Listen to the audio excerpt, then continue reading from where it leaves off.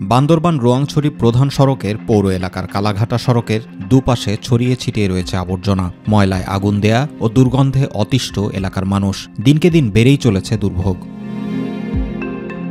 এ দুর্ভোগ এতটাই তীব্র যে আবর্জনা পাশের সাঙ্গু নদীতে গিয়ে মিশে পরিবেশ ও নদীর পানি করছে দূষিত। আর তাই পরিকল্পিত বর্জ্য নিয়ন্ত্রণ ব্যবস্থাপনা না থাকায় মারাত্মকভাবে পরিবেশ দূষণের পাশাপাশি সৃষ্টি হচ্ছে রোগব্যাধির। অস্বাস্থ্যকর একটা পরিস্থিতি সৃষ্টি হয়েছে। এখানে দুর্গন্ধের জন্য টিকা যায় না, দুর্গন্ধ, ছেলে মেয়ে স্কুলে যাইতে পারতেছে না, আসতে পারতেছে না, শ্বাস নিতে কষ্টকর হচ্ছে। বান্দরবান পৌরসভা গঠনের ৪১ বছর পেরোলেও বর্জ্য ব্যবস্থাপনার জন্য স্থায়ী ডাম্পিং স্টেশন করতে না পারা প্রশাসনের বড় ব্যর্থতা বলে মনে করছে সাধারণ মানুষ।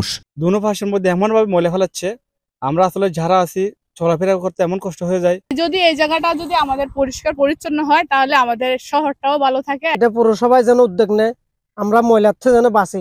অন্যত্র জায়গা খুঁজে বের করে ডাম্পিং এর ব্যবস্থা করা উচিত বলে আমি মনে করি। পাবলিক হেলথের তত্ত্বাবধানে স্থায়ীভাবে ডাস্টবিন করার জন্য পরিকল্পনা হাতে নেওয়া হয়েছে বললেন সহকারী প্রকৌশলী। আগামীতে এডিবি কর্তৃক পাবলিক হেলথের তত্ত্বাবধানে ফিগ্রেস্টার ট্রিটমেন্ট প্ল্যান হাতে নেওয়া হয়েছে এবং তার পাশাপাশি স্থায়ীভাবে আমাদের ডাস্টবিন করার জন্য পরিকল্পনা হাতে নেওয়া হয়েছে।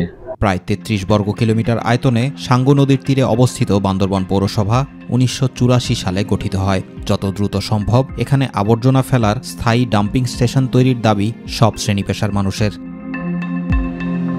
জুবাইর রহমান, মাই টিভি নিউজ।